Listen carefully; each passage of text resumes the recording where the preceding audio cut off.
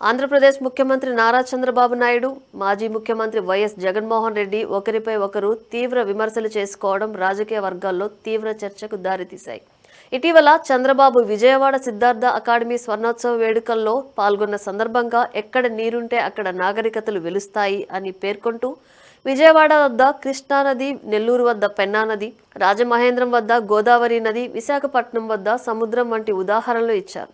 ప్రపంచ దేశాల్లో కూడా నదీ పరివాహక ప్రాంతాల్లోనే నాగరికతలు పురుడు పోసుకున్నాయని, చరిత్ర తెలియని వారు రాజకీయం చేస్తున్నారని జగన్ను ఉద్దేశించి విమర్శించారు. ఇది రాష్ట్ర రాజధాని వివాదానికి సంబంధించిన పరోక్ష దాడిగా రాజకీయ విశ్లేషకులు భావిస్తున్నారు.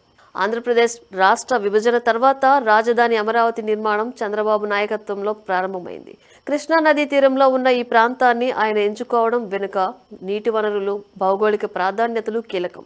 అయితే 2019లో అధికారంలోకి వచ్చిన వైసీపీ ప్రభుత్వం 3 రాజధానుల ప్రతిపాదన చేసింది. ఇది రాష్ట్రంలో తీవ్ర వివాదానికి దారితీసింది. జగన్ ప్రభుత్వం అమరావతి నిర్మాణాన్ని నిలిపివేసి విశాఖపట్నం వైపు మొగ్గు చూపడం చంద్రబాబు విమర్శలకు కారణమైంది.